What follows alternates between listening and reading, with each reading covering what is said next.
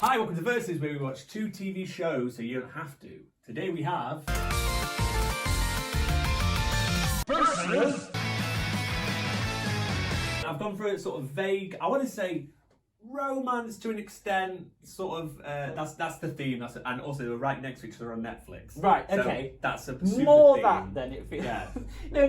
Yeah. But it's sort of, but yeah. No, they did link, more than other ones. But basically he's a kid called Yaguchi who just loves his arcade games. Mm-hmm. Straight away, there's loads of real Street Fighter in this, and just real video games, which I wasn't expecting, even though I knew it was video game based. Yeah, it was definitely a love note to that, because I liked all the little references as well, and I thought it was really cool. It was kind of like, yes, it was quite, I don't know, it sort of taught you a little bit. It was sort of like, hey, here's this. Just this the is amount known as being a blah. It was cool. Just the amount of technique. So basically, he's not, I wouldn't say he's like the king of the arcade, but he's obviously very, very good, and then suddenly, someone on the opposite, I just wanted to go to an arcade the whole time. Yeah, got the old, really because cool. It's obviously set in like 92, 93. And they've got the old arcade machines where Street Fighter, where behind you is someone facing you, but you can't see who they are, and you can pick challengers. And anyway, this girl starts kicking his ass and kicking everyone's ass, and he keeps going back and back to try and beat her. And then he eventually does, she's Zangief, and he's like, can't fucking believe that someone's playing a Zangief, who's obviously the shit character, beating everybody. She has like 30 wins. So then he does like, basically goes into the actual mechanics of the game and how to play it. So it was really cool. Yeah, like, so he does guile turtling. Guile turtling involves holding the joystick diagonally. It is overwhelmingly effective when used against Zangief. And all the people behind him are like, you fucking dickhead, like, you're winning, but this is not... I really like that commentary and his inner monologue going on with that whole thing. I thought it was really smart.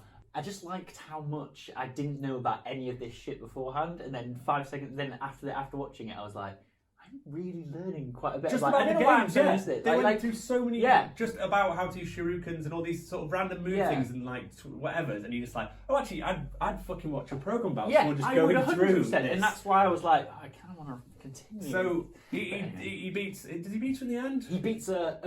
Fair and square, because no, well, kind of the fair and second square. is 1-1, and then the last round he doesn't do turtling. No, but he does do another move which is worse, which is like the grab jump thing that he does, and it's even worse. It's like a light attack to the block, and then you can get him into a grab. Exactly, and he beats her, and then she punches him. Then it shows them at school, and she's basically like, they always seem to have them in most of the sort of Japanese high school things. There's always like the head girl sort of thing. She's like all the other people think she's amazing. She's like a AAA student. I don't know if she's like that class person who's annoying. It's like the class, people. Not president, but it kind of is. But I don't think she's that though. But everyone's like, she has so many extracurricular activities. Like, imagine what she does after school, and he's like, she's fucking in the arcade. Yeah, like, why doesn't he just tell anyone?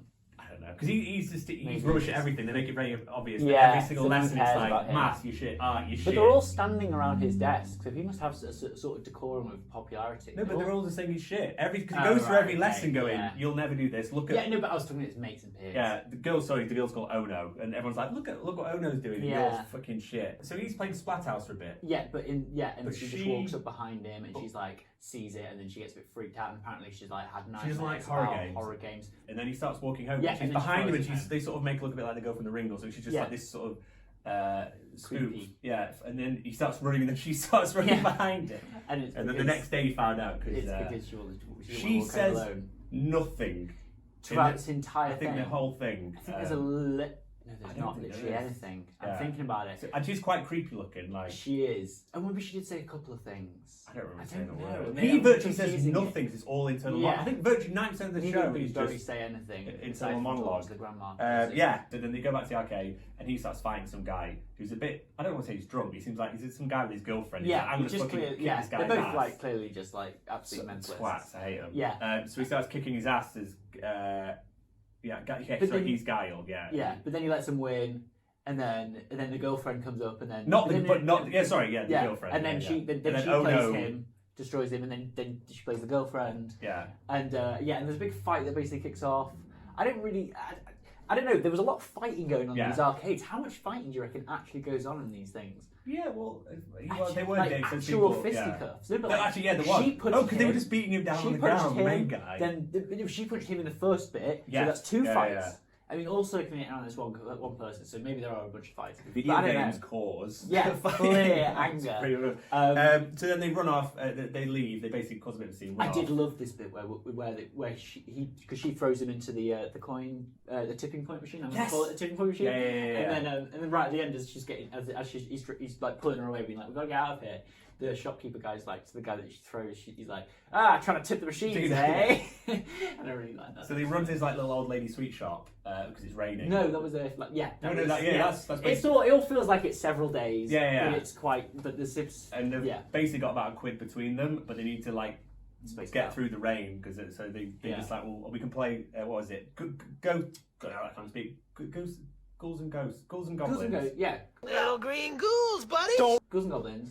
Or Ghosts and Goblins, sorry, which if anyone's ever played is very fucking hard. You die like instantly. Right, okay. So you wouldn't pick that because they're like, I'm not fucking picking that game. Also, the old lady said it because I wrote it down because the kids are trying to come in. She's like, unless you got money, so she goes, brats with no stacks can hit the tracks. Like I just like this proper old lady. Throw it out, yeah. That's right in there. So like, well, there's final fight. So she starts playing on her own for a bit, but she's like playing it. She keeps dying loads. But she's still got to continue, and he's like, why is she so rubbish at this? So he's like, I'm going to help her out with my last, 50 yen or whatever, it's nothing. And then he breaks some barrel, and he's just like, oh, look, a chicken or whatever, like, eat this for health. And she fucking kicks and punches him or something. Yeah, see, she's just a very violent person. But she doesn't explain anything, because she's like, oh, she's actually this technique where if you break a barrel, but then press reverse or whatever, it's pull like back. The alchemist technique or something like that, yeah. So you get, she's going for high score, and she purposely killed herself at the start, so she'd been riding on one life the whole way through to improve her technique. No, I think just for the thrill of it. Well, it's basically it's because she knows the death will be But then they end up completing the whole fucking game together, which is pretty. I just like their little relationships. I think it's so cute. Well, it's just hyper violent. I was just thinking of a bit of Uzaki-chan. I was like, it's some girl just giving this guy shit for like a whole thing. Yeah. But not verbally, but just basically giving her shit. But she's obviously amazing at video games, but just doesn't tell anyone. But it was just.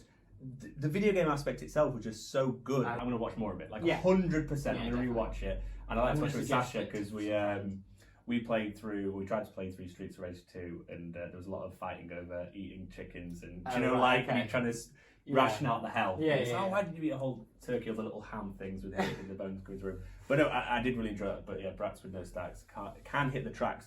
Right, the next one, Rascal. Rascal does not dream of Bunny Girl Senpai. Going in, I was like, I know there's some sort of invisible bunny girl. He can see her. I don't know.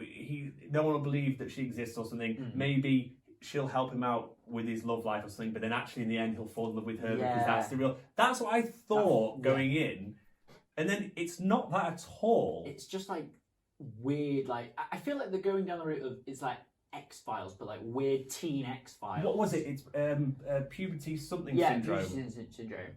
And I thought it was quite interesting. Sorry, I'm jumping right ahead here, but like it feels like it's going to be very heavily set in the high school and have because it had like a smart girl and he spoke to the smart girl. Yeah. And I feel like it's going to be like set around the high school of going around and sort of like fixing people's puberty problems whilst also fixing her puberty problem. Basically, there's some super famous girl who's like on a hiatus and gone back to high school. Yeah. And she's like world famous, but she doesn't really speak to anyone. And but now does she not speak to anyone before that, or is it just since because she's having this? But now she can go in. We've only seen him that. But now, so she's invisible in certain areas or times, and he can see her, and it's to do with this puberty thing. But he is like the class sort of weirdo because he had the hospital incident. Yeah, which I don't really. He doesn't really explain. He was put in hospital. Like, did he not put other people? No, he said 3 people were in hospital, and he was one of them, and then 2 other people. And he has these scars all over him, but he doesn't know. And then his sister was all cuts with that was like horrific. It was like she was like cyberbullying, so everything that was like be said to her hurt her. In the real world, that was creepy. It's going to be basically all the problems that people have in like Japanese society, all the problems that teens have in Japanese society. So you got the idol girl problems with like all the shit that they have, and that's the main thing. And you got like social media, and then you have like suicide and weird things like that. And then like there was a lot of like prostitution talk. Like the little girl was like, "Oh, you've hired a service lady to come to your room," and it was like, "Oh, I wish you'd have told me beforehand." It's like, how many times has he done that? Yeah. And also the sister was a little bit weird in that way. Well, because is that going to be a weird sort of thing? Because I know there's a big market for that. I don't know. I'm scared to continue. In the first 5 minutes, it seemed like, oh look, there's some sort of sexy bunny girl. Oh look, there's some girl in his bed. That's his girlfriend. Oh, sister. Yeah. We should get out of bed. But then it's like, I was like, well, I kind of get where this is going, and then suddenly. But then she goes, but is it because you get too excited? Yeah, I know. Mate, and I was like, mate, look, I've written this. No. but this is one where I try not to look into stuff after, but I literally was just going through stuff. Every single person. Does he fuck her sister? No, every person's like, oh, I thought it was like came for a bunny girl, but stayed to cry. Like everyone's like 3 or 4 episodes in, it gets very, very heavy, and like people like it's completely not what you think. So I think this is maybe like a really bad example of one to do the first episode. Yeah. Maybe. But even within the first episode, I was like, oh, I know. I sort of went, I've got this. No, I know exactly what this is going to be. And then by the end, I was like, wait, what? Yeah. And I kind of hope it's a bit X-Filesy. No, yeah, I think it might be a bit like that. I mean, that's my prediction. But like, I'm glad it's not just I'm so in love with this girl. How can I get this girl? Does she exist? Well. Oh, maybe it was. I didn't. Because I was thinking, is when you see it, I thought she's like a manga character or something, an anime character. It does make sense that only he can see her. But only at certain time. No, because when she's at school, people point her out and stuff. Oh yeah. Remember that guy's trying to take a photograph? Yeah. Oh yeah, that guy is trying to take a photograph. But I say it was, but it had a really odd. For some reason, I got do you know the tone from Gantz, where everyone's a bit of a dickhead? No, I've not seen. We saw Gantz. Remember the first episode, the heads pop off. Oh yeah. But it had that kind of like nihilistic tone to it, where it was a bit like no one cares. No one kind of cares about anything, and everything. The world's a bit terrible. Yeah. It kind of had a weird sort of down. Well, that's what I'm saying. That's why I'm saying. Like, I feel like it's going to be addressing psychological things and psychological problems but like aren't just puberty syndrome. Like aren't like weird like manifestations. Because the bear thing looked weird. That looked like an X-Men power. That was like the bear thing. What thing? Like I don't know why I'm thinking. Oh, like a bear claw. Yeah. It looked like a big bear claw going across the scar going across him. Yeah. Yeah, but like so I don't know what that one's going to be, and I hope it is something to do with that has like a link towards like. Well, did he shoot himself or something? Did he? I don't know. Maybe it was like. Shotgun to the chest, that looks like, or shotgun to the chest. Well, what? No, or he jumped into a big bear cage. I don't have a clue. Like, I have really no idea. I thought maybe that one of the other people had a puberty problem, and he was like angry, and he became a bear and just like attacked him or something. And he was just one of the guys that got hospitalised, and then he's got a bad name for it. Yeah, I was thinking the sister was dead. Oh Jesus. What? So all these people don't really exist? All they're all dead. I don't know. It's one of those ones where I kind of. I feel. For 5 minutes I was interested, and then I was like, hold on, I want to know what is this like. It felt quite like Your Name, and it was trying to be like, let's be a bit Your Namey. So maybe like that it is going to have like a bit of a oh shit, there's a. Don't spoil that. Yeah, I won't spoil that. But like, you know, there will be maybe an oh shit moment in a similar way. I enjoyed it in a way I thought I I wouldn't. enjoy it. But it was just odd because I couldn't go, oh, it's this. I just couldn't place. Whereas the high school girl, I could totally get what this is. Like, it's fucking really good. But you kind of know where it's going to end up. Yeah. You don't know where it's going to end up, but they won't. You know how they'll obviously get there. they will, and there'll be some sort of big video game championship at the end. I'm gonna guess. Oh, that's fun. I hope it will anyway. I didn't really think about that, but yeah, that would be cool.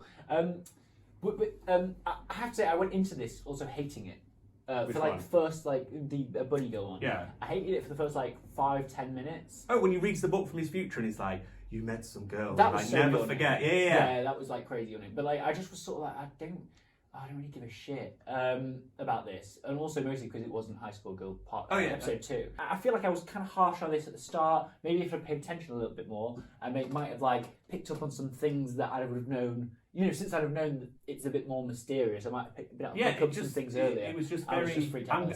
I'm glad it wasn't just like a normal like, ooh, I'm mystical, invisible bunny girl. Where it's like at the end she's like, oh, I don't even wear that thing anymore. But I say the amount of people that just put clip, it's literally he's just going off and smelling that. I'm definitely going to watch more of it because I want to know. Oh, okay, right. So you're going to win both. So I'm going to watch both of them. Okay, fair enough. So for it's a tie. No, because that's the aim of the game. No, because no. For me, it's a High School Girl. So in this episode of Versus, the winner is High School Girl. Yeah, definitely. And I want to watch all 2 seasons. I'm excited. Wow, I don't know where they're going to go. Just more video games. I'm quite happy with just that. The second season though, that's interesting. You said before that there might be a second season of it, but no, there is 2 on Netflix. 2 seasons. Wow. Well, thanks for watching, guys. Nuts. Goodbye. Adios.